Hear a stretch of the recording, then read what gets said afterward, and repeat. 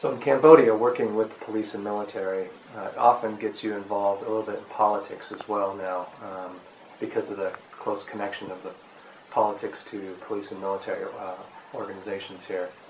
And recently, you went through a time where you were falsely accused, mostly due to politics, of some things, and you were put in jail for 31 days.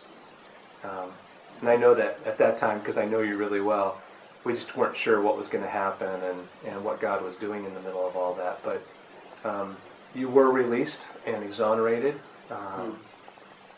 miraculously, and God had a purpose. Can you tell us about the purpose behind that and a little bit of what happened there?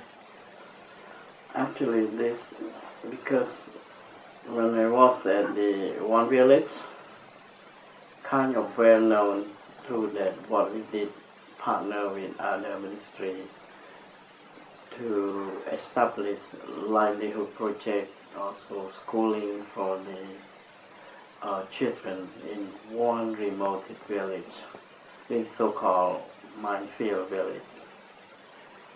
Yeah, that time was well known, and some of local authority, they not happy.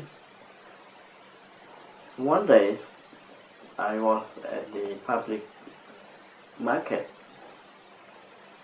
Someone took a picture of me with an opposition party by accident, and they did a false accusation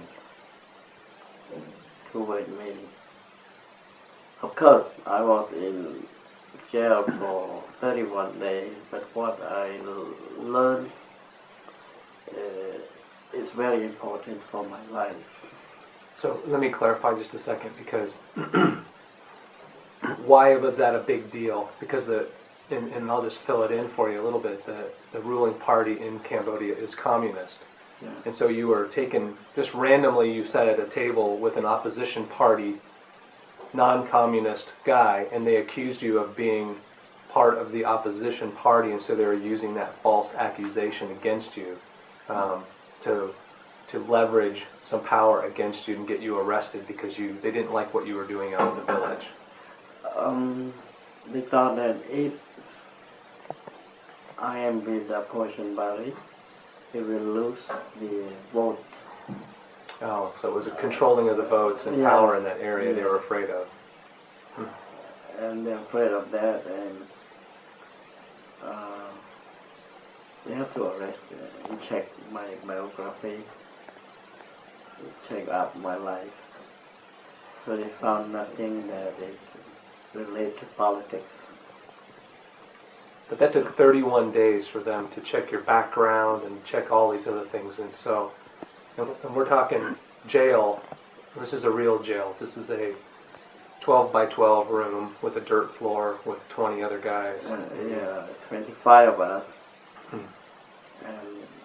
And difficult situation was very hot. In nighttime, in daytime, sweat all the time. And first week of my life in the jail, it's hard to imagine, hard to calm down in my heart. And was very angry, happy, come back to my life. Because I thought that suppose not like this to do like this for me, because it's not fair, and I start to ask questions that in first week. So you were struggling even with God. Yes. Because I questioned, why God do that, allow that? My anger toward the troops that arrested me, anger to what happened, what had happened. But second week, I start to relate very well to the people, to the other prisoners around me, and I learned that people need God in that prison.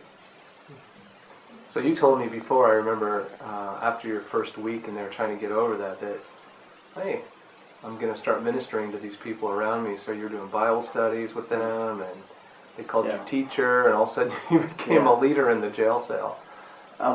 They're supposed to call me a new thief, a new robber.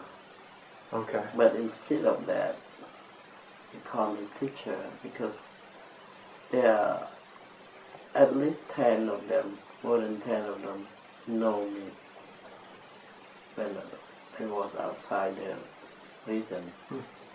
So they call me teacher. Teacher is well respected. Even the king and the monk, they respect teachers. So they don't call me the new thief. They ask me to teach them English and also tell them about Jesus. There was some Christian already inside the cell, inside the room and outside the room.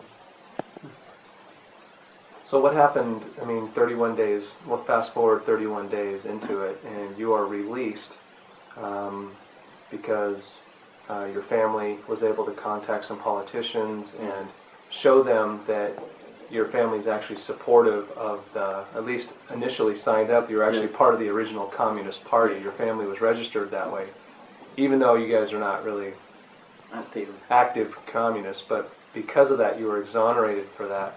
But then a senator from the government got wind of what was going on. Tell us about what happened with this senator and what has subsequently happened after that. Like what kind of doors are opening. In between 31 days, they checked my history and my parents, my brother, relatives. They all in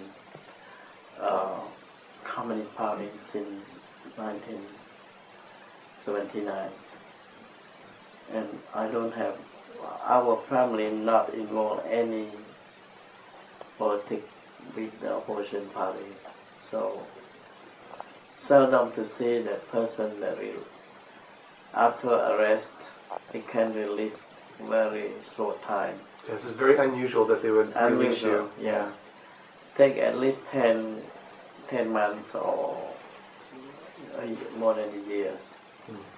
Because this is God really worked out very fast, and all of this struggle in the checking my biography, my history, had been heard to the police interior, to the Senate office, because I was a member of the Protestant churches, representative in Cambodia. So one of my leaders was Senator Duong. He learned that this is a false accusation. So after my release, they released me because of my family, not because of senator. My family background is clear. Also myself, not involved in politics. So senator, after my release, right away, one day after release, he just called me and asked me to come up to Senate office to talk and to clear all my